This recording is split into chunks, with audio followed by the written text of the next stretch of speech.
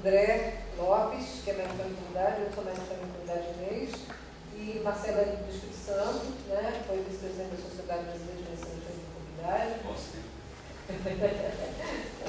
Ele é professor da UFES. Não, agora a Universidade de Vila Velha, na cidade ao lado de Vitória. Vou mostrar as fotos aí para vocês terem passeado.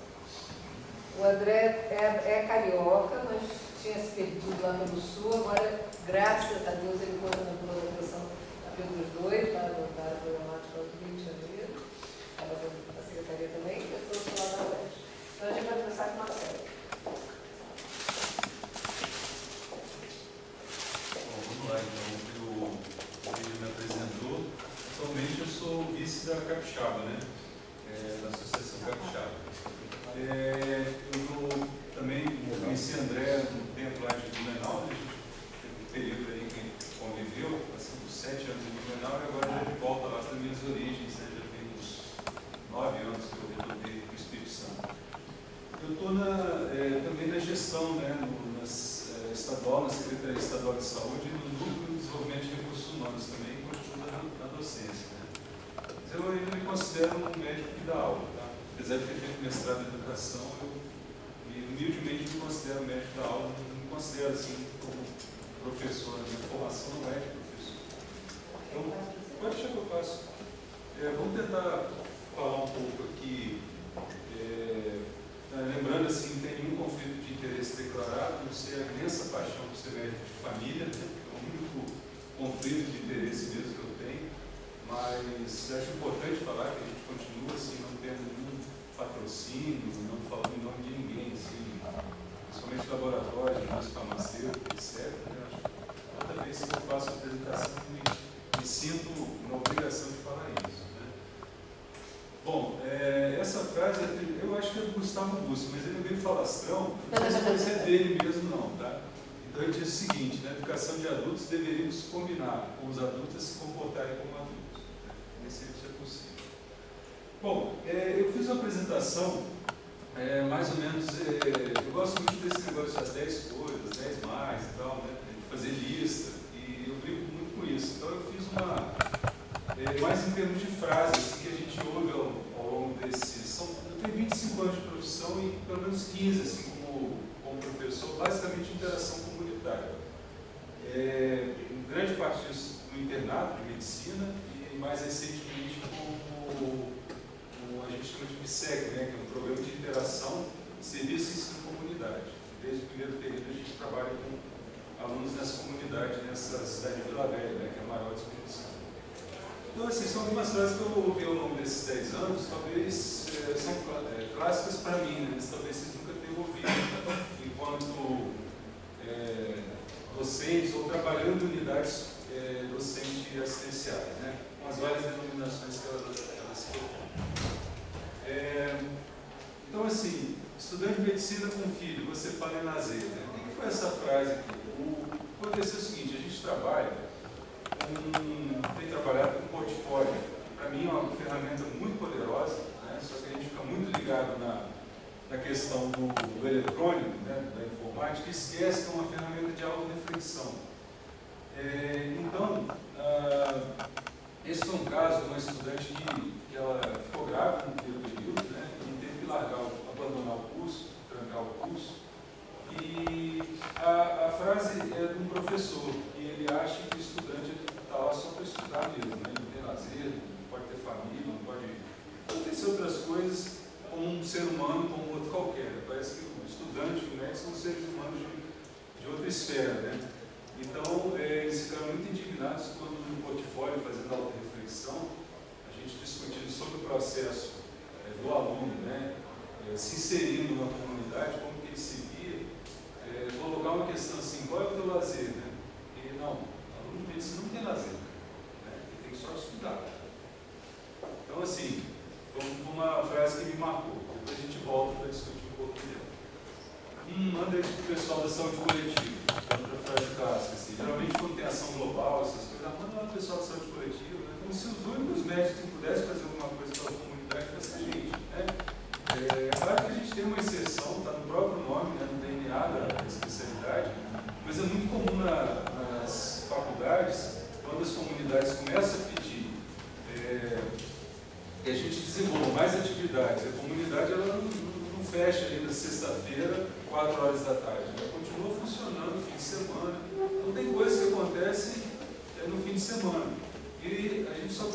praticamente só conta com a gente mesmo, né? Então, manda lá o pessoal de saúde coletiva que eles vão saber o que fazer. Quando você pede algum apoio, alguma ajuda da própria instituição, você não consegue, né? Outra frase clássica, né, que a gente tem debatido muito nisso, por exemplo, nessa questão agora que eu estava conversando com o André, no pró-saúde, né? A gente começa uma inserção forte com as equipes, começa a fazer algumas ofertas e, de repente, agora tem que fazer uma seleção porque não tem mais bolsa como a gente esperava. Né? Então, tudo é assim, você tem que fazer uma seleção porque o recurso é pequenininho. E a gente acha fantástico, né, o SUS ser universal, e a gente continua trabalhando com vestibular para ter acesso a qualquer produto educativo. Para fazer um curso, vamos selecionar os melhores. Aí os piores continuam atendendo. Então, o negócio sem pé nem cabeça. Vamos escolher a unidade melhor para colocar os alunos, aquela equipe melhor, põe os outros, né? Então, a educação continua sendo, com esse tipo de frase, a gente percebe isso, né? Vamos selecionar e escolher quem vai ter acesso à bolsa, qualquer benefício. E, geralmente, aquela mais distante, no lugar mais difícil, fica por último, né? Então, se é acesso universal à saúde, a gente tem que trabalhar com essa lógica de acesso universal à educação, qualquer outro produto, né? Qualquer outra oferta que possa ser feita. A gente sempre fala assim, é muito difícil. Não, a gente tem que criar estratégia para que isso seja universal. Outra também, né? Quem vai acompanhar nas VDs? Né? Os agentes de saúde, claro. Quando a gente faz inserção dessa comunidade, quem acompanha os agentes. A Inês até comentou isso ontem numa apresentação dela, que a gente acaba não assumindo, por exemplo, territorialização. A gente acaba terceirizando. Claro que é papel também do agente, de outros profissionais, mas é também do médico de família, né? Mas nessa questão da inserção da unidade, não é só a unidade que é docente assistencial, é o território que é docente assistencial, né? A casa das pessoas, né? Esses equipamentos comunitários, escolas, e a gente acaba fazendo muito papel que seria nosso. Por quê? Tem muito aluno para pouco professor. Essa conta nunca fecha, né? Sempre tem um número excessivo de alunos e é inadequado o suporte pedagógico que eles recebem, né? E o agente acaba assumindo esse papel, não desmerecendo, mas ele acaba ficando muito sozinho, principalmente nas visitas, né? E a gente nem sabe o que acontece. Aí outra frase clássica, vai ser uma casinha no gás, depois a gente arruma melhor, né? Então isso aí não funciona, né? Por exemplo, é difícil você ver uma unidade docente assistencial com um espelho espião, ou então com vídeo monitoramento. Então isso é muito importante porque o aluno não precisa se sentir médico, não precisa atender sozinho, né? De acordo com o nível que ele está. Então, como você vai filmar, tudo bem, pode usar um webcam, né, para fazer isso. E agora, eu faço um elogio. Continua. Posso continuar então? Tá bom. Então, assim, ter uma estrutura adequada não é luxo, né? Ter ar-condicionado e tal. Outros benefícios que parece que é luxo, mas assim, ter um espelho espião para você poder ver um atendimento, filmar, poder registrar e discutir depois, né? É até um método que simultaneamente está acontecendo agora, o pessoal está discutindo, que é o IBL, né? Interview Based Learning, né? Que é aquele método baseado em entrevistas que a Marcela e o Paulo estão apresentando. Então, como fazer isso numa unidade, né? Vocês nem têm computador direito, você tem que levar o teu, né? Então, em termos de estrutura, não dá para fazer uma casa adaptada, uma casa alugada. Tem uma estrutura decente para a população e também para receber o aluno, né? Essas adaptações, elas não funcionam muito bem. Dá sempre a impressão que aquele negócio está enjambrado, né? E o aluno, o estudante, ele acaba não se sentindo muito à vontade naquele local, né? Parece que tudo é sempre improvisado, né? Não estou dizendo que a gente não faça, não, né? Assim, a gente já cansou de pegar condições não ideais, né? Mas seria bom melhorar também a estrutura física para melhorar, chamar mesmo de unidade docente assistencial. Outra coisa, esse negócio de vídeo de monitoramento é naquele livrinho do Talbot, que eu esqueci o título, é um livrinho verde, antigo, tá? De médicos, 30 anos. Isso, ensino medicina do material, que eu acho que é uma bíblia que todo mundo tem que ler. Aquela questão de colocar uma placa bem grande, né, na porta da unidade, ó, aqui tem estudantes, né, que as pessoas têm orgulho de saber que naquela comunidade tem estudante, e isso qualifica o serviço, né? Então tem algumas dicas que ele coloca lá, essa do vídeo monitoramento, por exemplo, que está ali, uma receita de bolo simples para ser feita, né? E E assim, outro que a gente ouve também aí dos preceptores, que eu acho que a gente não está fazendo um negócio, né? A gente só vai receber o aluno se receber algum dinheiro. Por isso que eu acho perigoso essa relação das bolsas, né? Na verdade, eu não estou dizendo assim, a gente deve garantir a bolsa, mas duradouro, né? Então, eu coloquei as pirâmides lá no primeiro slide, e costumam fazer coisa construída na areia, né? Daqui a pouco vamos ver como é que fica. Não, não fica, acaba. Né? Já houve várias tentativas de fazer isso, de remuneração de preceptores, de qualificação, mas que não são duradouras, né? Então, tem que ter um recurso definido, garantido, né? Para poder fazer isso. Senão acontece esse tipo de frase, a gente só faz quando vai receber. E acaba caindo na seleção. Vamos selecionar alguns, os melhores, né? Um critério sempre absurdo, né? Que não tem sentido, e deixa de investir na qualificação. Né? A gente tem que olhar toda a unidade do SUS hoje como docente assistencial, do hospital a nível administrativo. Né?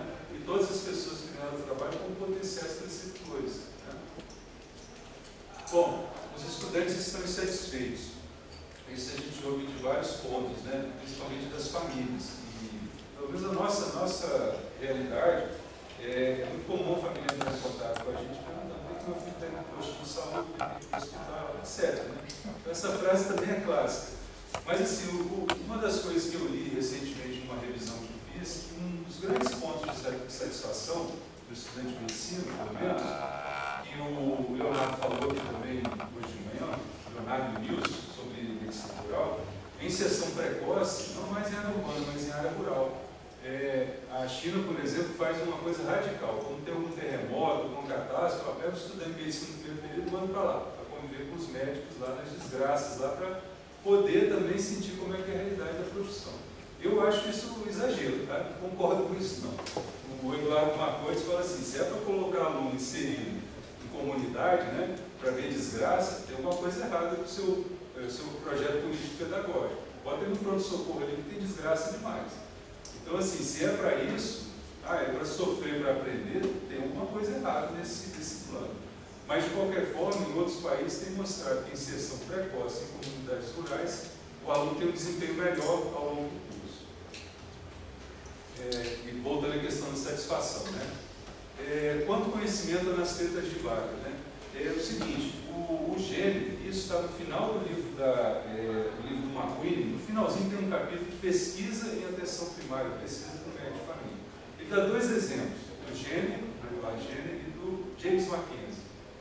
O gênero, James Mackenzie, ele era simplesmente o pai da cardiologia moderna. Ele descreveu uma paciente, né, e ela tinha uma arritmia e ele não fez nada.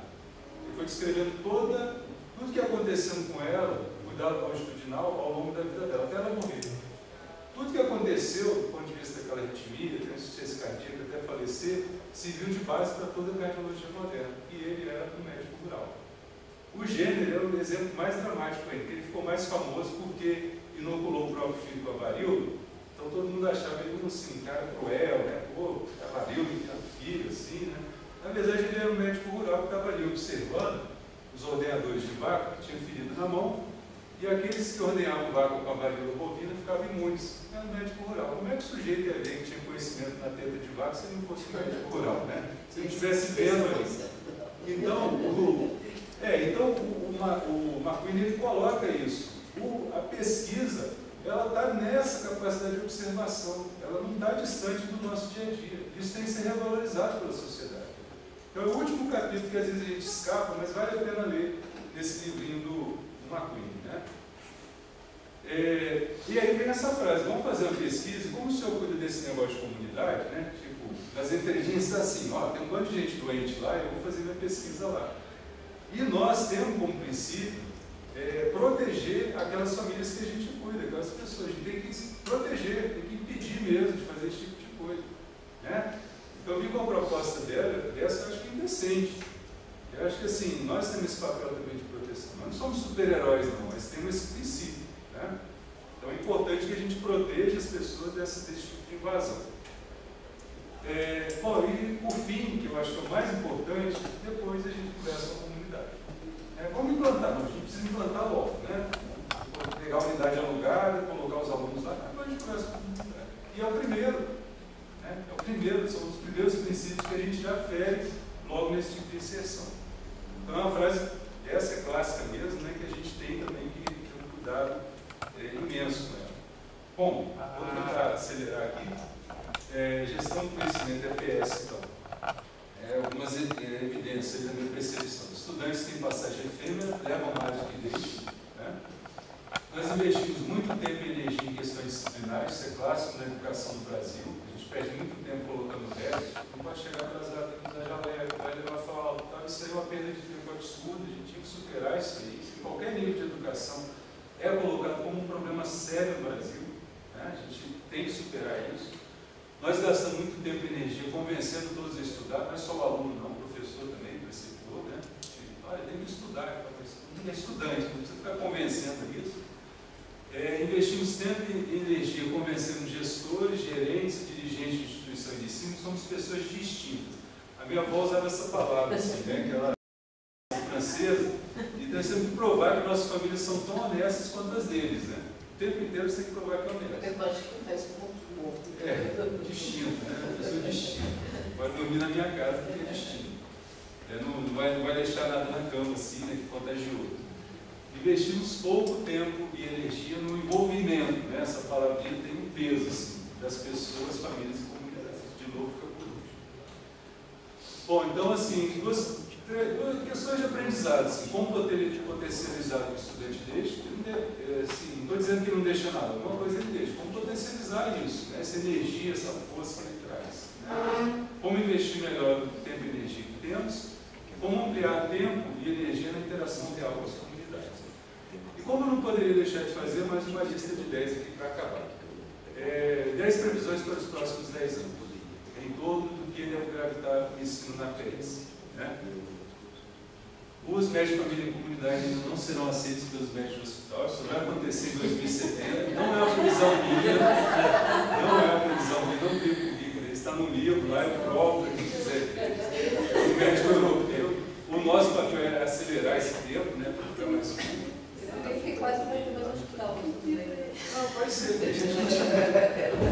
A remuneração será mais próxima dos profissionais, mas será mais baixa, né? Porque tem uma peculiaridade que é da economia, infelizmente, quando aumenta o número de mulheres, é uma questão de gênero cruel, assim, o número de mulheres em uma determinada profissão, a remuneração média cai. Né? Mas também já é passado, isso já aconteceu, mas tem também Então, a gente tem brigado para ter uma remuneração das pessoas, principalmente de outras profissões que não sejam médicos, para equiparar o salário médico, mas tem que saber que vai ser mais baixo para todo mundo, né? Então isso tem que ser claro para todos os profissionais e unidades docentes especiais também. O reconhecimento dos efeitos adversos das vacinas e do excesso de outras medidas preventivas, infelizmente nós vamos ser questionados por isso, né? Porque nós defendemos prevenção, só nós fazemos prevenção, me parece. Né? Mas isso é uma questão que já está sendo questionada. Né? Começando na linha de frente, os procedimentos estéticos e a autoidentificação serão as principais causas de morte de todas as faixas etárias. Os transtornos graves de saúde mental tomarão grande parte do tempo e energia das famílias e das equipes de saúde. Está acontecendo já. O crack e outras drogas ilícitas não mais serão culpados pela desagregação familiar, principalmente pela mídia leiga. Aqui eu falei de radiação ionizante, mas a gente poderia colocar agrotóxicos, né, como foi falado hoje de manhã. Mas, por exemplo, a gente tem lâmpada fluorescente aqui, que é uma ampola de Crookes, né, e de radiação dentro da nossa casa. Economiza energia, mas, por outro lado, cria um outro problema aí, e a radiação é cumulativa. Né. A pesquisa será proporcionalmente maior no serviço das universidades, e o pesquisador será o profissional mais próximo das pessoas. Né? E a internet não será tão importante como é hoje, mas depois a gente discute isso. Então aqui é o governo da frente, pertinho, né? Quem quiser conhecer, meus contatos aí. É isso.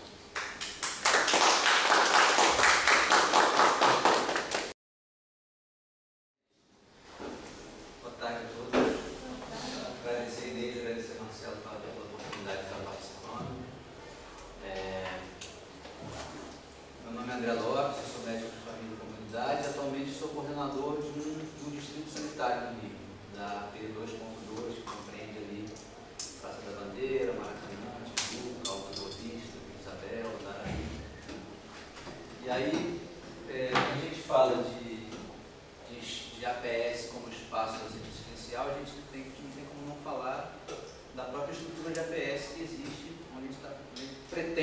ser a docência, né?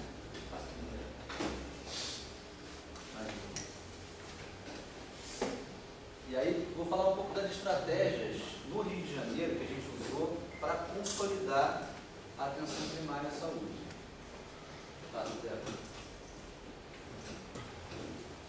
Mas, basicamente, esses 7 eixos de atuação, vou enfocar nesses 3, que são os que são mais importantes, assim, eu considero, para a gente poder pensar nessa questão da formação numa rede de serviços. Então, a gente tem o Rio de Janeiro, em 2009, com 3,3% de cobertura de atenção primária, de estratégia de saúde da família. É um modelo que a gente já tem mais do que evidência como sendo o melhor modelo para estruturar a atenção primária do país. E aí a gente tem uma decisão aí política por parte do prefeito, que eleito foi visitar algumas cidades mundo afora, já na perspectiva de uma eventual sede por parte do Brasil para a Olimpíadas, Copa do Mundo, essas coisas. Então ele foi a Londres, ele foi a Barcelona, ele foi a Montreal, ele foi a Lisboa. Nessas visitas dele, ele particularmente aproveitou para sondar algumas outras coisas a respeito do sistema de saúde, do sistema educacional do país. E aí, não sei se por coincidência do destino, por sorte nossa ou não, são todos países com sistema de saúde de acesso universal, com atenção primária forte, primeiro ponto de contato, primeira porta de entrada dos usuários na rede. Decidiu investir nisso no Rio de Janeiro, né? Não, esse modelo é o modelo que eu quero. E aí a gente está atualmente aí já com quase 35% de cobertura em 2012. Passa aí, pode ir. Então esse é o Rio de Janeiro, dividido pelas áreas programáticas, né? São os distritos sanitários. Estamos aqui, né, Inês? A Inês é professora da UERJ, do Ernesto, na universidade lá. Vai sair. Passa mais um gráfico. E esse gráfico tão traçado dá essa evolução, comparando com outras capitais. A situação já está diferente dessa aí. Isso aí é novembro de 2011, a gente já passou PH em relação ao Olimpíadas. Então, uma expansão muito intensa, muito rápida, e aí surgem alguns desafios, né, super importantes para a gente conseguir qualificar essa rede. Passa mais um gráfico. Esse aí é o gráfico da expansão das equipes. Atualmente a gente está com 670 equipes completas. Então é um boom expansivo significativo, que nos traz grandes desafios. Passa. Esse é um exemplo, por exemplo, de uma área de planejamento que é a 3.2, a cobertura de estratégia que a gente tinha. Isso aqui é o Engenhão, estádio de futebol, Maracanã está aqui. Mais um zero. E como está agora, como expandiu a P3.2. Tem já aí quase 87% de cobertura, se não me engano. Mais um zero. Aí a P5.3, que é lá o extremo oeste da cidade, Santa Cruz, Paciência. O que foi? Aquela bolinha nessa comunidade B? Volta lá, deixa eu ver para você. Você está falando. Você tem. Aqui são clínicas da família. Onde tem bolinha é clínica da família. Aí onde não tem. Que é o modelo novo. Aqui é estratégia, mas em unidades que foram que foram revitalizadas. Onde tem bolinha é clínica. Passa lá dentro. Aí é 5.3. Mais um. 5.3 já está em 98%. expansão significativa. Vai.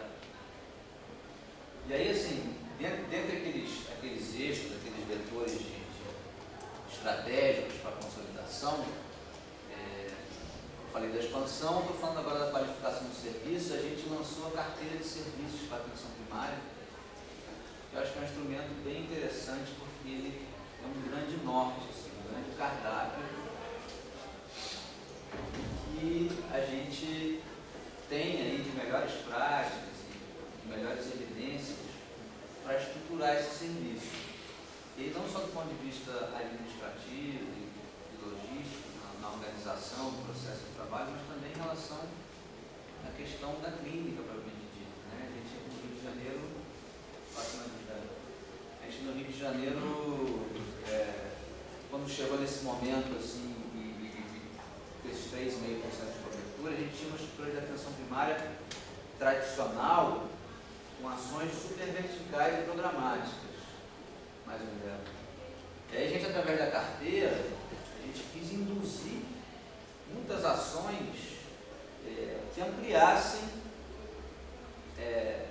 a resolutividade das equipes, com ações que são, no quadrado da atenção primária, são ações que a gente tem que desempenhar e que não desempenhava. A gente tinha aí os diabéticos insulino dependentes, tinham sido encaminhados para o polo de referência para manejo de insulino dependente. As crianças, os adultos com asma precisavam ser encaminhados para o polo de referência para manejo da asma. Então a gente criou a carteira com um forte indutor de práticas, e a gente colocou na carteira um monte de coisas que a gente acha que são da nossa atribuição enquanto atenção primária, e de maneira a trabalhar numa lógica abrangente da atenção primária. Então você vê que tem algumas coisas aqui, tipo desintoxicação alcoólica, tipo drenagem de abscesso, cantoplastia, remoção do cerume, maleta de emergência para manejo de algumas situações agudas importantes, né? A dispensação da medicação para asma, sutura. As pessoas não tinham acesso ao medicamento controlado na unidade, nem para dispensação. Então, esse carteirômetro, que foi essa ferramenta que ele estruturou para avaliar exatamente quanto as equipes estavam avançando nas coisas que a gente queria induzir, já está até um pouco defasada, porque a gente no primeiro momento colocou só a dispensação, e no momento seguinte a gente colocou não só a dispensação, mas a prescrição. A gente precisa avançar nisso. E a gente viu que as coisas clássicas aí, das ações programáticas, né, o pré-natal, a puericultura, o manejo do crônico, as unidades iam bem, estavam contempladas, né, as salas de vacina. Aí você ia olhar lá a desintoxicação alcoólica, nada, a cirurgia da unha, nada, a remoção do cerume, nada, a sutura baixíssima, a inserção de giro baixa, a dispensação, prescrição de insulina baixíssima. Então, a gente tem tentado trabalhar na lógica de ampliar esse escopo de ações ali, trabalhar numa lógica de uma atenção primária abrangente, resolutiva, equipes funcionais que deem resposta mesmo, que resolvam lá uns 90% das situações que a gente quer resolver no dia a dia das comunidades, né? Passa mais um, E aí, mais um. E dentro dessa estratégia, assim, essa questão da formação é uma questão fundamental, assim, porque com essa expansão que a gente teve, e com um padrão estrutural, vou mostrar mais fotos das clínicas aí que a gente está colocando, né?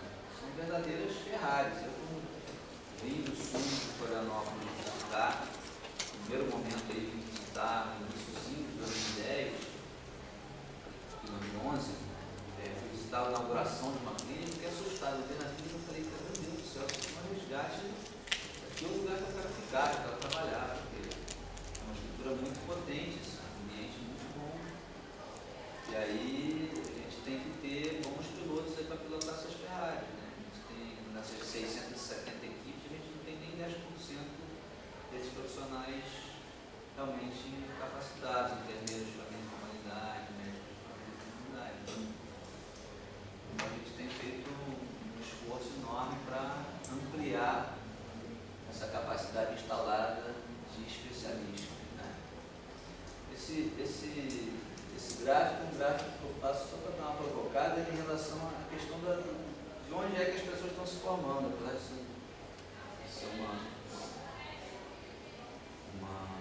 pesquisa do White lá de 61, né, que fala que a cada 1000 pessoas, 750 delas referem a algum sintoma em algum momento, dessas 750, 250 efetivamente procuram um médico, 9 delas são admitidas num hospital, propriamente dito, 5 delas são referenciadas a um outro profissional, um especialista focal, um médico de expertise específica, e um deles apenas é referido a um centro, a um hospital terciário de alta complexidade, que é um hospital de referência universitária também. Então eu faço isso para provocar um pouco que atualmente a maior parte das universidades forma as pessoas aqui, né, dentro de hospitais universitários. E aí o cara fica vendo o raro e não vê o comum, né? O cara fica vendo a síndrome rara e não vê o comum, não vê a pessoa com sofrimento comum do dia a dia, não consegue entender essa pessoa no seu contexto familiar, não consegue entender essa pessoa no seu contexto comunitário, tem uma grande dificuldade. Na verdade, na linha de cuidado mesmo, né? Aí fica muito focado naquele momento e acabou, né? Sim, né? Como é que você vai fazer, como é que você vai, aí puxando os atributos essenciais da atenção primária, como é que você vai ser longitudinal, né? E aí todas as ferramentas que a longitudinalidade incorpora no cuidado, né? Como é que você vai ser integral, como é que você vai coordenar o cuidado desse cara efetivamente, se você vê ele pontualmente no ambulatório de especialidade, ou ele pontualmente na enfermaria, né? Uma frase até da Iona Reis, que é aquela de que no hospital as doenças ficam, que as pessoas vêm e vão. É o leito da cardiologia, é o leito da insuficiência cardíaca. Quem está ali nesse leito não importa, é o paciente com insuficiência cardíaca. Na prática geral comunitária é o inverso, né? As pessoas estão ali e as doenças vêm e vão. Ele pode ser demitido do emprego e adoecer porque foi demitido do emprego. Ele pode, né, agravar a asma dele porque apanhou do pai. Né? A gente perde esse contexto difícil do hospital universitário proporcionar. Passa mais um momento. E aí, dentro das estratégias do município, assim, verdadeiramente investir nessa questão da formação, de um desenho, de uma rede docente especial, vou começar falando um pouco da residência. Passa mais um dela. Até 2012, me corrija se eu estiver errado, a gente tinha 6 vagas divididas entre o FRJ e ENSP, era um programa único, parceria do FRJ com a ENSP, e 10 vagas ligadas ao ENSP. Isso lá atrás. Né? E aí nessa virada do ano agora, né, de 2011 para 2012, a gente, em parceria com o ENSP, com o FRJ, com o ERJ, fomentamos a ampliação. Desde através da residência emplacou lá mais 20 vagas, o FRJ e a ENSP ampliaram mais 2 vagas no seu programa e a gente criou um programa com 60 vagas. O município tem uma tradição formativa de hospital. A gente tem quase 500 bolsistas, residentes bolsistas com programas de residência dentro de hospitais. Não tinha uma bolsa para atenção primária. Então, a gente foi lá e cavou essas 60 bolsas com grana no município e estruturamos um programa. O primeiro processo seletivo foram 152 inscrições, 114 homologações, lotamos 41 R1. Depois, como a gente tinha ainda 19 vagas em aberto, para essas 19 vagas a gente fez mais um processo seletivo que já foi em abril, 36 inscrições, 19 aprovados e mais 4 R1 lotados. Então a gente está com 45 residências R1 lotadas no programa do município, mais 19, né, Inês? Das 30 vagas da UERJ, 19 foram lotadas. Então a gente está com 72 residências R1 então, aí, né? São programas diferentes, com características diferentes, mas com um fio condutor comum, que é a gente desenvolver essas habilidades, essas competências aí para esses caras pilotarem essas equipes. Passa na bunda. Aí o programa está desenhado assim, né? A gente tem dois formatos, a gente tem um formato, um preceptor, duas equipes só da família, e aí cada equipe dessa dividida por dois R1 em cada equipe, e a gente tem esse outro formato, que é um preceptor, duas equipes, cada R1 com 4.000. No segundo ano aqui, esse preceptor acompanha esses 4 R2 nas mesmas duas equipes, e um segundo preceptor entra ocupando mais duas equipes com mais novos 4 R1s. Esse segundo modelo, o segundo ano, vira o mesmo preceptor com as mesmas equipes, só que entram, esses R1s viram mais R2 e entram mais 2 R1s aqui. Acho que é um modelo mais interessante. Aí divide essas duas equipes. Também não sei disso. Aí divide aqui. Não, eu só estou falando nosso, estou falando da Secretaria de Desenvolvimento que a gente conseguiu, que tem a ver com a capacidade de a gente levar o preceptor para lugares mais difíceis, às vezes a questão de espaço físico. Esse é o modelo, galera. Aí um pouco da carga horária deles, né? Pode passar, né? Uma semana padrão deles. E aí a gente, uma característica assim, importante do programa é que, assim, grosso da carga horária é na própria clínica da família. Esse primeiro ano mais ainda, e aí no segundo ano a gente está, eles vão começar a sair mais para treinamento em outros níveis de atenção. Já estão em CAPS, já estão em UPA, depois a gente vai para alguns ambulatórios de especialidades focais e maternidade. Vai dela. E aí a gente considera o programa super estratégico, assim, né?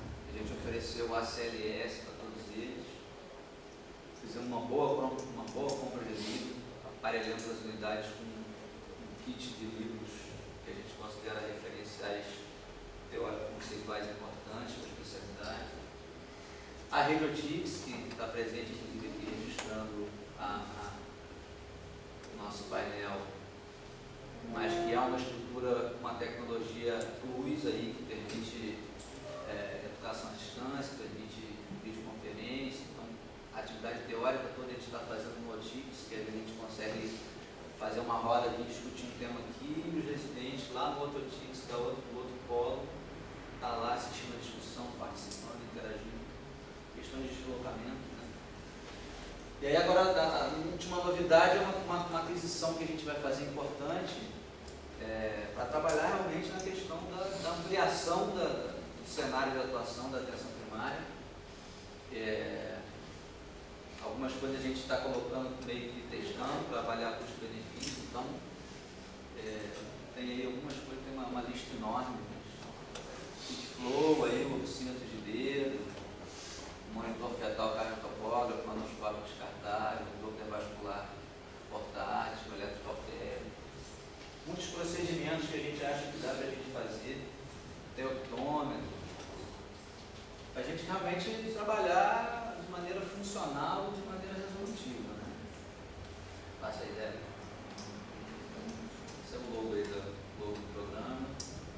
Vai lá. E foi como a gente divulgou, né? A gente conseguiu, através de parceria com as organizações sociais, um plus para tornar atraente essa captação desses residentes. Na verdade, além da carga horária da residência, a gente contrata ele por 20 horas, dispensa ele 10 horas, e aí ele ganha, consegue chegar a esse valor aí para conseguir fazer uma residência, coisa que é difícil. Então, a gente tem clareza de que a gente também conseguiu esse quantitativo aí de residentes às custas desse movimento que a gente fez para dar esse apoio, para dar esse auxílio. Passa a ideia. Aí foi a divulgação, estratégia de divulgação, para captar. Vai lá. E aí, conversamos um pouco sobre a residência e queria conversar um pouco agora sobre a história da graduação, que eu acho que para mim é super estratégica também. A gente tinha um cenário super pulverizado, então a gente aproveitou o edital do ProSaúde 3, que tinha lá como um dos seus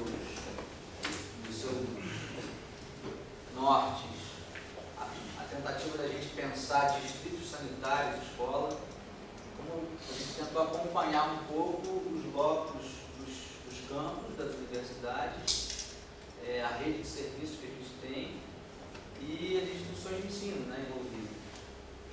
Aqui ficou o desenho, por exemplo, da graduação da Unirio.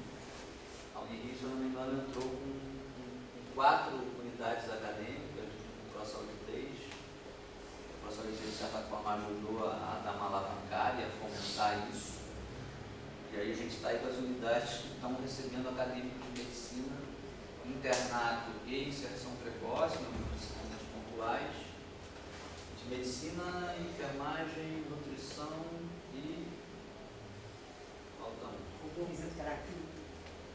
Não, Unirio não tem fisioterapia. Não? Assistência social. Assistência social. Ficou esse desenho aí para a Unirio na 21. Fala dela. Ficou esse desenho para 3.1 e 1.0 com a UFRJ. A UFRJ fez um grande movimento de mobilização interna na universidade, conseguiu mobilizar 12 dos 14 cursos da área de saúde. Se eu não me engano, foram 38 projetos PET e tomaram um corte aí do Ministério em relação a bolsa, são um pouco mais estava falando em relação ao financiamento, essa questão da grana, quanto isso dá uma cimentada ou não no processo e ajuda, né? Mais uma dela. Esse desenho ficou o desenho da IFRJ, que não tem curso de medicina, mas tem lá a terapia ocupacional, a nutrição, a psicologia. Mais um dela. P5.1, a P5.1. André.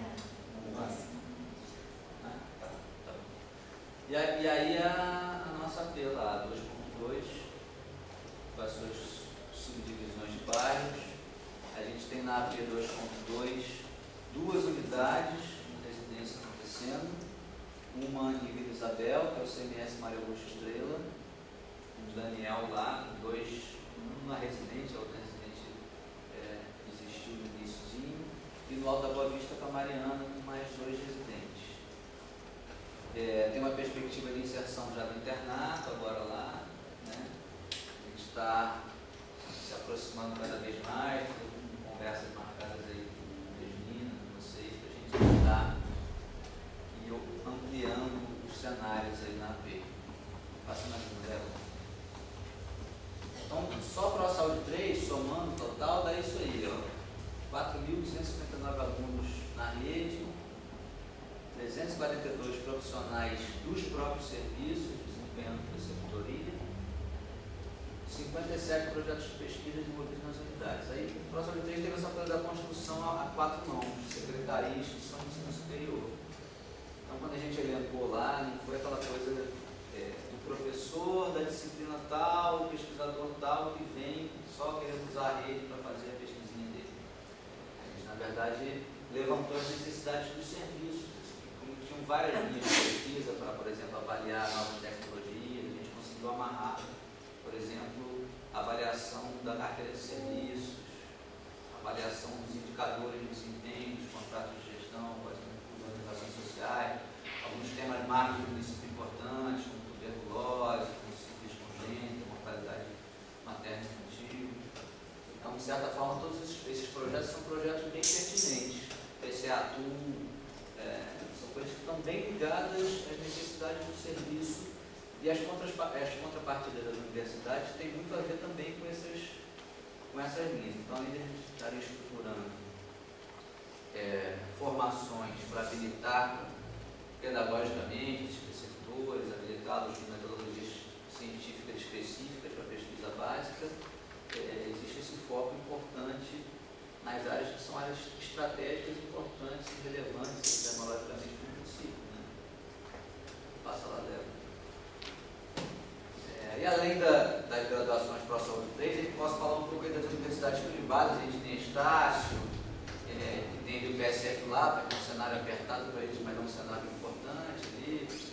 Temos lá o Unigran Rio, Campus Barra, que está toda na 4.0, o Unigran Rio, Campus Caxias, que está na 5.1, Souza Marques, que está na 3.3. Então, eu consigo dar uma organizada nos territórios.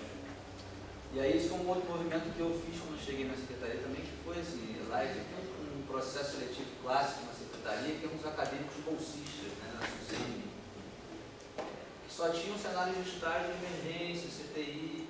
Eu consegui lá cavar aí 69 vagas para atenção primária. Uma coisa super legal, super importante.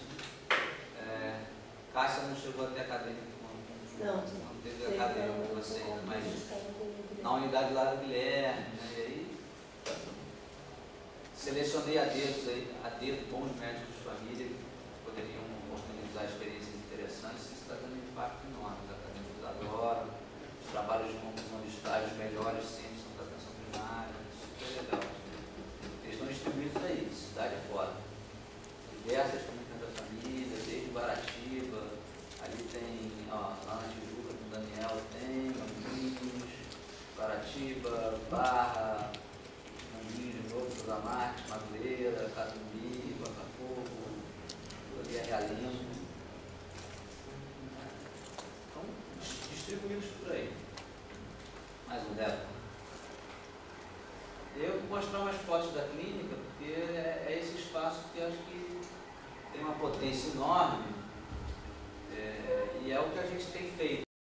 Na verdade, agora estou como coordenador do doutor, mas vim nessa direção de colar os alunos, os acadêmicos bolsistas e as graduações, internatos, no espaço do cenário de residência. Então, o Catumbi lá, que tem residência da UERJ, já tem também graduação da UERJ.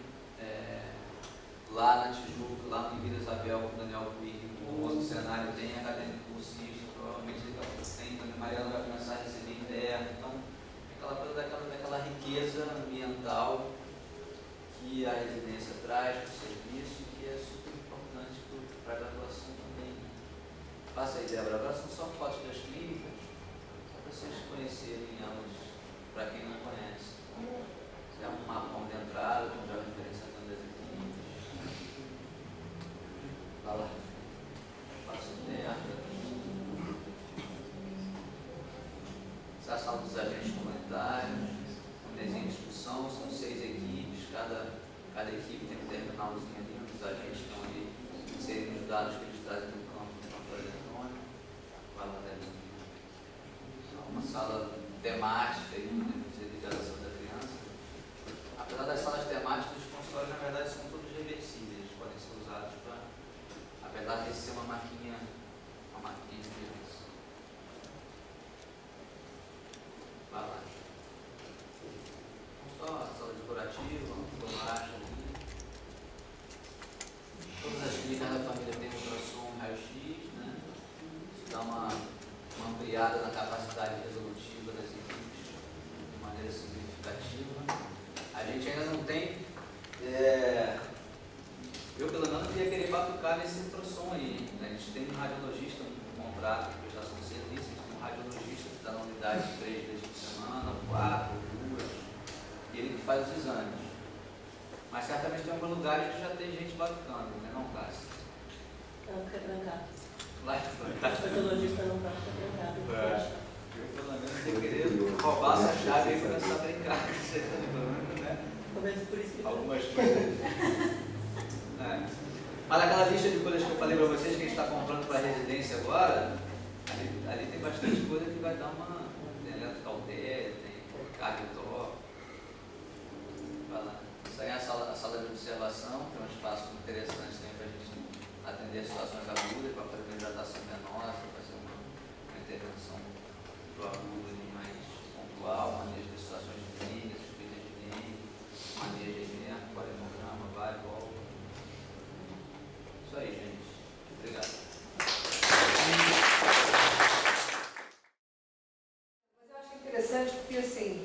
gente, tanto Marcelo quanto André, trouxeram uma preocupação assim, de como é que a gente faz para que a atenção primária se torne, de fato, né, um espaço de centro essencial, na medida de que a gente ainda fica muito dependente de políticas públicas e de incentivo, né? Quando sai a cenoura na frente do carneiro, como é que a gente continua?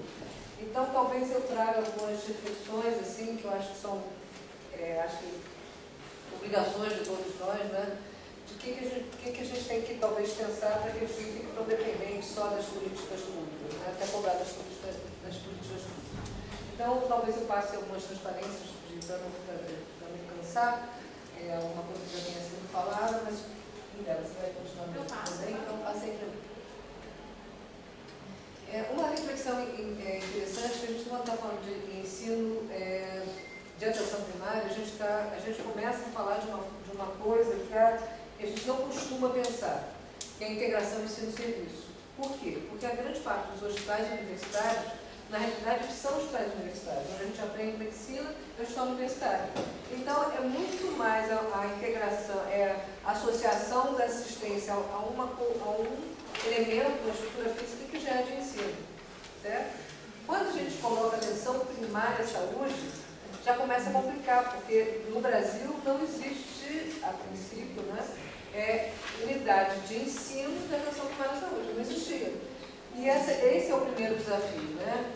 Os países que conseguiram transformar a atenção primária de uma forma coerente, duradoura, como unidade de ensino, são países como Cuba, onde cada unidade de atenção de medicina de família, de médico de família, ou de atenção primária, é a unidade de ensino. Aqui no Brasil, a gente tem que começar a consolidar isso de uma forma mais orgânica, mais sistemática, né? Teve uma época que o Odorico, né, Marcelo? Na gestão da sociedade, o Odorico, a gente trabalhava a rede de saúde de escola, que ele falava, né? Você lembra disso? Sistema de saúde de escola. Né? Que é uma revolução que eu acho que a gente tem que fazer parte dela. Ou seja, que a gente, nós, como alunos, como médicos, como residentes, como preceptores, né? Como professores, como tutores, a gente tem que trabalhar primeiro na nossa cabeça, que quando a gente olhar uma unidade de atenção primária, a gente tem que imaginar ela sendo uma unidade docente essencial. De uma forma duradoura. Não de uma forma, por exemplo, fica assim rezando, né, para a atual gestão da Secretaria se manter, dobrar, continuar, porque 4 anos eles já fizeram muita coisa, mas a gente já viu, infelizmente, tragédias de pessoas que ocupam e tiram o tapete, puxam, destroem tudo. Então, eu trouxe essa reflexão inicial, desde quando, com que atores que é feita a integração de serviço. Pode passar dela. O movimento estudantil dos anos 60, né, vocês não eram nascidos, eu ainda nem era nascido, mas isso já era uma preocupação do ensino médio, não existia isso, né, então pode chegar, pode passar a tela, pode ir passando. Teve a primeira reforma curricular, né, onde se trouxe a ideia da saúde coletiva numa coisa muito preventivista, higienista, né, que também não atraiu os estudantes, porque quem entra para a faculdade de medicina quer ser médico, né? Não quer ser uma outra coisa. Então, houve uma carga muito grande na mesmo espírito anatomo-clínico da clínica, que a gente chamava, né? A contraface no outro movimento que também não era muito legal, mas era aquilo que era possível e que foi também o que trouxe um pouquinho da medicina preventiva nas Américas. Foi criada a disciplina de higiene e a medicina preventiva. Pode passar. Então o MEC, né, criou comissões, né, e imagina, lá em 71 já tinha que a formação do médico deve incluir obrigatoriamente a participação dos trabalhos de unidades de saúde de vários tipos. Isso em 71, né? Então a gente está falando de uma época muito antiga que isso já está recomendado, mas não está implantado. Pode passar. A comissão enfatiza o Estado Universitário, preconiza entrosamento com as demais unidades, sua convivência com unidades sanitárias, clínicas de família, ambulatórios comunitários, para atendimento em menor nível de complexidade. Então, em 71 já aparecia essas falas, né? Mas assim, menor nível de complexidade. Isso é um karma que nos acompanha, né? Porque não fala de que tipo de complexidade é de tecnologia dura, não de tecnologia médica, né? Quando a gente fala de tecnologia, complexidade, a gente está falando que o hospital tem maior complexidade de tecnologia dura, né? De equipamentos, censura, etc. e tal, mas não tecnologia assistencial, né? Não de tecnologia de habilidades e competências. Então, a gente também tem que refletir, quando a gente for falar complexidade, a gente qualificar que complexidade está falando, porque senão a gente se coloca numa caixa de padrão que a gente tem que sair dela. Pode passar. As conclusões de 74, né? Promoção de saúde e prevenção de doenças são fundamentais para o ensino. Justificar a forma médica no sentido individualista da medicina curativa. Articular os hospitais universais e demais unidades de saúde para o ensino e assistência. Então, pode passar, Débora, eu acho que não vou me demorar muito, mas é que essa integração do ensino-serviço, de deshospitalizar o ensino, quando a gente fala assim, a gente tem que tomar cuidado, porque o hospital universitário continua sendo um importante elemento na formação dos estudantes, mas é dar a amplitude que ele precisa e como mostrou, né, o André naquele gráfico que até hoje é atualizado, continua valendo, que o que a gente vê no hospital universitário é zoológico de doenças raras, né? É como se fosse quase zoológico, entre aspas, muitas aspas, é quase como se fosse uma raridade. É como se a gente formasse veterinário para cuidar da arara azul, da pena verde, do trabalho. Enfim, pode passar. Esse primeiro movimento de integração do centro assistencial, né, ele começou em 74, quando os hospitais, se criaram os hospitais universitários associados ao Ministério da Previdência Social, que antigamente era o TIG-LAMP, né, que foi substituído depois pelo Ministério da Saúde, que não existia no Brasil. Vocês não sabem disso, né? Não existia o Ministério da Saúde, existia INAMP. Pode passar. Pode passar também, eu estou fazendo um estudo mais antigo. Aí teve vários movimentos, a Fundação Kellogg, o movimento UNIIDA, de integração docente assistencial, né? O PROMED, que foi uma coisa que antecedeu para a saúde, né? Com os pós de educação permanente. Então, são várias tentativas, então é interessante a gente resgatar isso, para a gente não pensar que está tudo dado, né? Porque você tem 30, 40 anos, né? De tentativa, de impulso, de pensar, de funções, de tudo, a gente tem que pensar que isso é uma batalha diária, né? Claro que as coisas estão muito melhores, né? Obviamente, o cenário é muito bom, mas as resistências continuam sendo muito poderosas ainda, né? Por causa da desqualificação, por causa de uma série de coisas. Pode passar, então, todos esses modelos que a gente falou antes, né? O que aconteceu na avaliação pessoal, né? Obviamente, é que todas essas tentativas eram feitas ainda sem um parâmetro de atenção primária à saúde. Vocês reparam que o nome atenção primária à saúde, né, que também era mais difícil, né, de 40 anos de tanta clareza, porque visto que a Amado foi em 78, então vocês reparam que toda essa tentativa foi feita em cima de um painel um pouco obscuro, né? As pessoas sabiam que tinha saído do hospital, mas para fazer alguma coisa que era ligada à medicina da higiene, da preventiva, da social, para mostrar aos estudantes, mas talvez não houvesse um corpo claro de conhecimentos, uma identidade clara do que o aluno ia fazer na atenção primária à saúde, o que ia se formar, afinal das contas, na atenção primária à saúde. Porque o conceito da atenção primária à saúde não estava tão claro, certo? Então, o que se tinha era uma tentativa de levar o estudante, mas ainda sob uma vigência de um paradigma muito centrado na doença, né? Tanto que a atenção primária à saúde era desqualificada porque tratava de doença simples.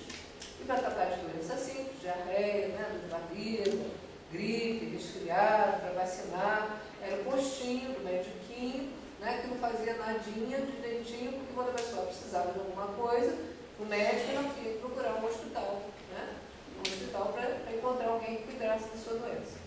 Então, esses movimentos, talvez uma grande parte da sua falência, ou talvez da sua baixo impacto do ponto de vista da mudança, é porque, primeiro, que ele não conseguia atrair bem os estudantes. Os estudantes não estavam motivados para ir para isso lá, para fazer alguma coisa que era esquisita, era chata, né? E não era muito de ver doente, a gente gosta de tratar das pessoas que adoecem, por isso que se forma médico, né? E lá não tinha doença legal, né? Já que era para ver doença legal, nós somos terríveis, né? A gente gosta de doença legal, né? Tem lúpus, ele tem o ator sistêmico, uma alteração, né, da função renal, aquelas coisas, né? Lá não tinha essa coisa, porque o olhar era para doença. Pode passar. Então aqui, um pouquinho disso, né, que eu estou falando, a quem interessava esse ensino, né? Pode passar. Então, a questão é que era preciso sair dessa história, então essa é um pouquinho essa reflexão, que a gente já está bem adiantado, né? E aí eu acho que o André e o Marcelo trouxeram grande experiência já de profissionais que estão já nesse nível, pode passar. Surge a saúde da família, né? A ONCA, os cuidados de saúde precisam mudar, a ONCA traz a saúde da família, pode passar. E aí um pouquinho aquele gráfico, né, que a gente trabalha lá no departamento, que é um gráfico que eu acho que é muito interessante, e eu acho que serve de raciocínio, essa primeira barra aqui, né, é a medicina biotécnica, né, que a gente sabe que o saber anátome clínico lá surgiu lá para trás, né, e dentro do hospital. Então, aqui a gente tem ambulatórios, comunidades, o DSF ainda é esse gráfico antigo, não era estratégia, o hospital de ensino e o hospital universitário. Então, a gente sabe que a medicina biotécnica, né, que precedeu ou excedeu a medicina schnitzleriana, hoje em dia é uma medicina muito intervencionista e ela é necessária nos casos, ela se consolida no nível do hospital universitário, né?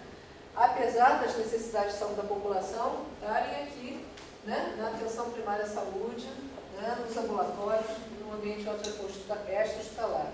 E a carga horária docente e discente se concentra, né, justamente dentro do hospital universitário. Então,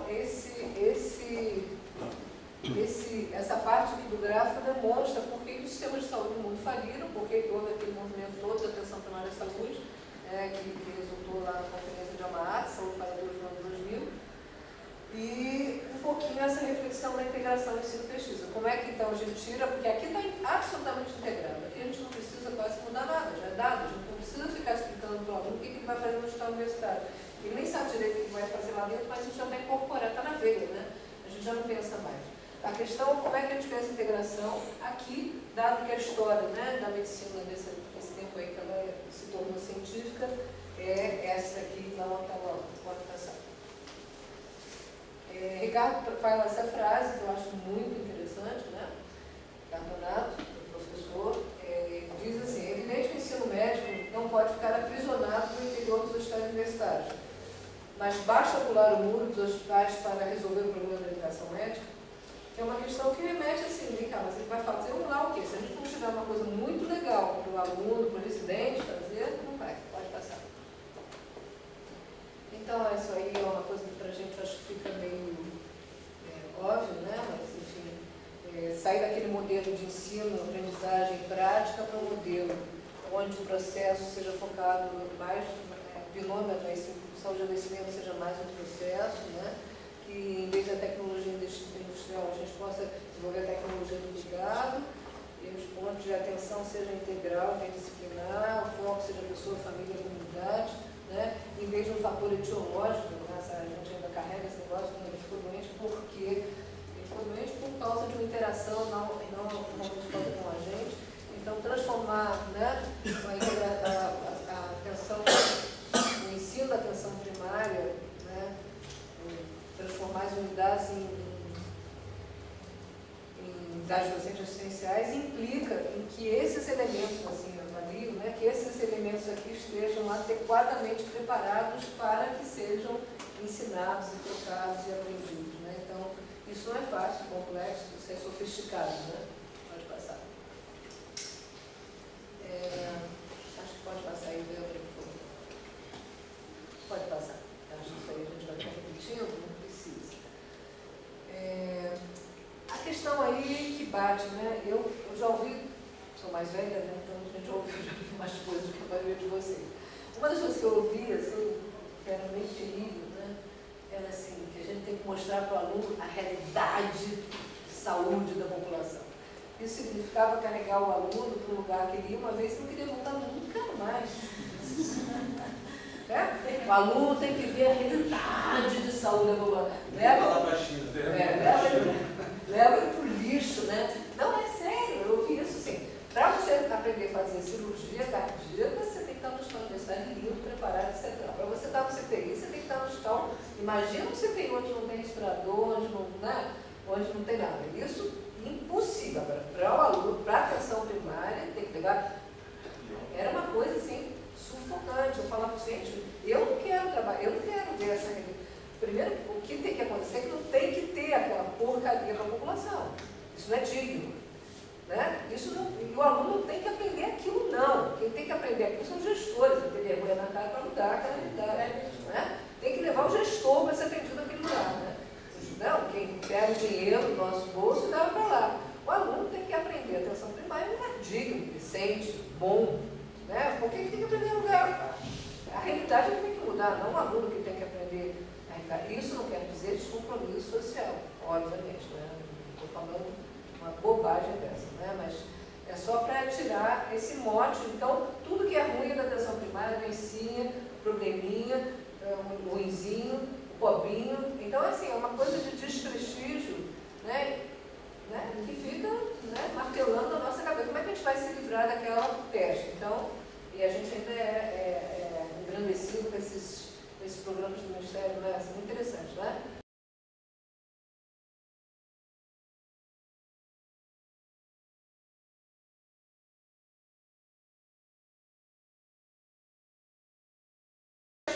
Dermatologia estética, vai ficar lá num lugar ruizinho, lá no meio do interior do Brasil, onde ninguém quer mais ficar. Enfim. Pois é, vamos lá. Então, a atenção primária, eu também não vou repetir isso, a gente está aqui sem necessidade, mas só lembrando, né, que a gente tem, então, assim, aquela visibilidade que talvez tenha faltado no momento onde não era muito possível ter, não é mais verdade. A gente não pode mais, como gestor, como tutor, como aluno, como residente, como preceptor, ele não pode mais desconhecer o que a gente tem que fazer na atenção primária. Não pode mais. A gente tem que saber de quais são tirados, né? Mantra, né? Barbara Stafford tem que incorporar na gente, tem que lembrar dos princípios da atenção primária, né? Primeiro contato, acesso, integralidade, hospitalidade, coordenação, cuidado, orientação comunitária, abordagem familiar, competência cultural. Isso tem que dar assim, que aí pode mudar, que eles confundem, né? Então, isso qualquer atenção primária tem que ser ensinada, tem que ser falada, tem que ser porque para a gente transformar de fato, a gente tem que caminhar. Isso não está dado, isso não está pronto, né? Isso não é assim, isso é complexo, mas a gente tem que ter esse norte. Pode passar. Pode passar. Isso aí eu acabei de falar, não vou ficar repetindo. Né? Isso exige que a gente, aluno, principalmente preceptores, tutores, nós que estamos nessa tentativa de sermos, em algum momento, né, estarmos do outro lado um pouquinho, que a gente aprende também, uma formação clínica abrangente, né? O especialista é o padrão ouro para estar lá, o especialista, estou falando agora de medicina, obviamente. Outro dia eu ouvi, fiquei muito feliz quando a gente ouve falar, não, eu sou uma enfermeira de saúde e comunidade, de família e comunidade. Não, é legal, eu sou odontólogo de família e comunidade, isso é muito bom, a gente tem que caminhar para ele. O Brasil, ele é inovador nesse campo, né? Mas é só para ter em mente que a gente tem que ampliar o olhar para a pessoa, né? E através dela o seu processo de adoecimento. E a gente chega na doença, obviamente, né? Quando a gente olha a doença, a gente não chega na pessoa. Quando a gente olha a pessoa, a gente chega no adoecimento dela, chega na tal da doença, aquela que está lá no livro. A gente só tem que adaptar ela para a pessoa, porque às vezes o doente não leu o livro, né? Às vezes o doente não leu o livro. Às vezes não, às vezes ele lê. Grande parte das vezes ele não lê. Graças a Deus não lê, né? Porque senão fica sem graça, né? Já pensou? Tudo tratado. Bom de hipertensão. Vamos embora, vai passar dela.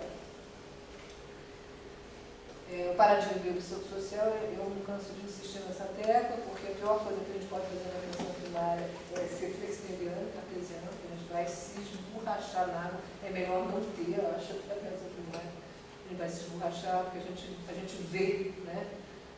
Lá dentro do hospital a gente não vê. Ela está lá deitada, paradão, a gente só está dando remédio na boca dele. A gente, boca dele é né? A sua boca. Então a gente não vê, mas quando a gente está na comunidade, quando a gente está lá perto, não dá para a gente, não dá para a gente não ver a história e não dá. Né? Pode passar. E assim, é interessante também a gente pensar que a atenção primária não é exclusivamente a unidade de saúde da família, né? Ela é um sistema, ele é um microsistema que inclui, obviamente, outros profissionais que dão os outros cuidados, como o diagnóstico, né? Serviço de apoio ao diagnóstico e tratamento, sistema de referência contra referência e o sistema de educação permanente. Porque, assim, eu acho que uma grande, na minha opinião, uma grande, eu ia falar, essa é uma palavra muito forte, mas a gente tem que compreender que, como profissionais de saúde de atenção primária, principalmente, a gente tem que ter embutido na nossa unidade assistencial um plano de educação permanente, que é uma atribuição que a equipe de saúde tem que adotar para si, e isso fazer parte de um processo maior. Porque senão o estudante, sabe, assim, a coisa que eu mais detesto é quando fala assim, a academia vem aqui hoje. A academia vem aqui hoje, né, que o Marcelo estava falando, e sai, que história é essa? Como é que é isso? Como é que a academia vai lá para ver? Este aqui é o pobre que mora, esse aqui é a família que tem alcoolizado, esse aqui é a família que tem estudo. Não é bem assim, né? A gente tem que tomar muito cuidado para essa integração, ela ser uma via de mão dupla, né? Ser uma troca permanente e o sistema de educação permanente, quer dizer, se a gente agrega residente, primeiro, se a gente quer, acho que é o sistema ideal esse que a André estava falando, que a gente leva o aluno nas unidades que tem residente, para mim esse é o máximo dos máximos, porque a residência ela já tem a preceptoria e já tem a equipe, então você já conforma aquela unidade de uma forma mais legal. Pode passar. Uma coisa que eu acho que a gente tem que passar, porque aqui no Brasil, a gente está falando do Rio está fácil, porque a gente estão legais, estão bonitos, etc. e tal. Mas vocês sabem que para o cara ser para o hospital universitário, ser hospital universitário, eles têm um credenciamento. Não é só assim, eu cheguei aqui, eu quero ser um hospital universitário. Isso não rola. Por quê? Porque isso tem que ser legal, tem que ter lá os atributos essenciais. Então a gente encontrava na sociedade, a gente batalhou um pouquinho por isso, dentro de algumas reuniões. Eu acho que a gente parou, porque, enfim, houve outros avanços, né? Mas eu acho que está na hora da gente recuperar um pouco isso. Eu até trouxe para vocês, eu ia trazer mais, mas acabei não trazendo. Mas acabou de, que assim, a ABEM não gostava da gente também, né? A Associação Brasileira de Educação Médica. Aí a gente a gente tem médico de família. E a sociedade vem fazendo uma proposta, enfim, progressiva, a gente acabou de conseguir consolidar uma parceria, já tendo o Marcelo de Matos na diretoria de graduação, que acabou resultando, foi publicado esse ano na revista da ABEM, que já tinha sido publicado na revista brasileira, que intitula Diretrizes para o ensino na atenção primária à saúde na graduação em medicina. Já está publicado, ele é público, qualquer um pode acessar. Isso foi resultado de lá quantas oficinas, né? Oficinas, mais debates em plenário de congresso. Isso aqui, então, para a gente, como médico de família, como estudante de graduação, como residente, é um elemento assim, muito legal, porque não é mais só a sociedade, né, falando sozinho. Isso aqui já é um documento da Associação Brasileira de Educação Médica, e isso é um grande avanço, acho que, na minha opinião, que aqui tem o que eu tenho que fazer para a graduação, como, aonde, por quê. Eu acho que aqui a gente não conseguiu caminhar muito, né, na questão do credenciamento, que é questões políticas, né. Aí também, toda vez que eu falava isso, eu já tento falar, quer dizer, as pessoas que falam isso aí, mas ouvir essa história, mas por quê? Tem que ser bonitinho, tem que ser uma redonda para o aluno estudar. Eu disse, não, tem que ser decente, não pode ser uma redonda, tem que ser decente. Isso ainda tem a gente ainda estuda essas coisas, né? Mas assim, credenciamento. Num documento da sociedade também, intitulado Base para a Expansão do Plano de Residência Médica de Família, né, Marcelo? A gente coloca lá no final alguns elementos mínimos para uma unidade poder receber residente. Claro que naquela época ele estava preocupado com a residência, mas a sociedade já tem um documento que eu tento tentar resgatar, que a gente escreveu junto numa reunião aqui no Rio. Na página, a gente tem um documento que caminha um pouquinho para esse credenciamento, porque eu acho que a gente tem que caminhar para lá. Financiamento adequado, não esporádico, né? Infraestrutura físico-funcional, parcerias em instituições de ensino e serviços, né? Eu acho que a gente está caminhando progressivamente para isso. Essas parcerias com os municípios é muito importante. Eu, pela UERJ, posso falar isso, né? Eu sou professora, já estou na UERJ há muito tempo, mas desde que eu comecei a estudar. Então, inúmeras vezes nosso departamento, nossa disciplina, nosso serviço, a nossa unidade, tentou fazer essa parceria e não conseguiu.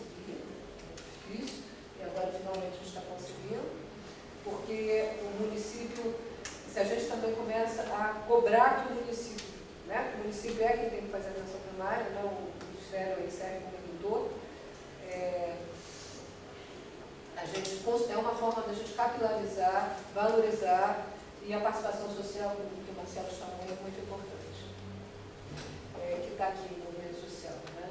A gente tem que atrair as pessoas para o nosso lado, e se a gente faz um bom trabalho, as pessoas que eu falo, as pessoas da comunidade do nosso lado, e se a gente faz um bom trabalho, essa realidade muda rápido. Pode passar. Isso aqui, sem isso aqui também, eu pessoalmente não acredito muito. Eu acho que o único país que consegue fazer isso de um jeito diferente e forte é a Espanha, que não tem tantas. É um país que tem 1.700 vagas de residência, se não me engano, mas a maioria delas ligadas ao serviço. Né? Então, e como é muito forte lá, mas assim, eu aqui no Brasil não vejo chance da medicina de família e comunidade se firmar sem estar na estrutura acadêmica. E tem que ter política governamental para isso. E eu estou falando isso em todas as esferas do governo, tanto na municipal, quanto na estadual, quanto na federal. Pode passar, que eu já falei da legislação permanente, pode passar já. O programa de residência médica, ele precisa voltar, mas assim, eu hoje tenho convicção que a gente tem que servir como uma área básica, né, para outras especialidades. Referência contra referência, a gente também tem que saber que a gente tem contribuições a dar a outras especialidades. A gente costuma dizer que a família tem que passar em outros serviços, em outras unidades, a gente tem mesmo, a gente aprende muito com os colegas em outras profissões, em outras especialidades, mas a gente esquece que como médico de família, a gente também tem que ajudar a trocar com os colegas, não é? A gente tem que se valorizar para isso, pode passar. Pesquisa, acho que o Marcelo já trouxe, né?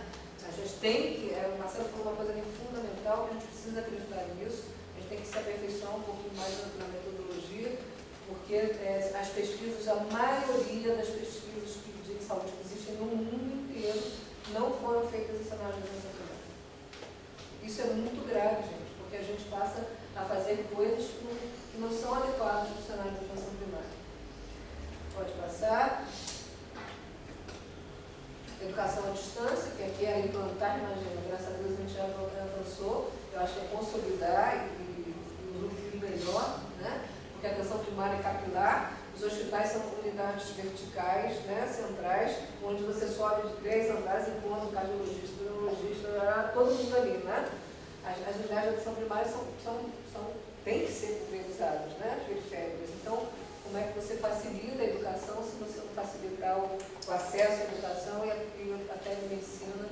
Isso o Ministério da Justiça já feito, né? O Ministério da Saúde e da Educação, uma parceria inédita, tem feito isso, né? O TS Saúde, o ProSaúde, o UNASUS, enfim, estão aí e, estou a falar para vocês, muito pouco utilizados. Né? Então, a gente tem uma campanha ali, se vocês passarem ali, tem uma mesinha do TS Saúde.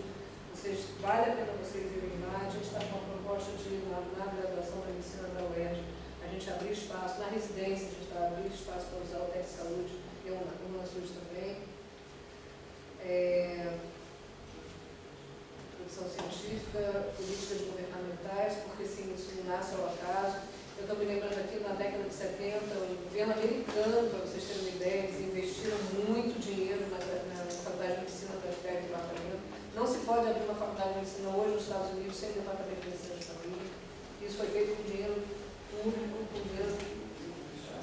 Estou brincando tudo, mas talvez não é nosso, né, Dele? Pode passar. Agora, público brasileiro, e acho que acabou.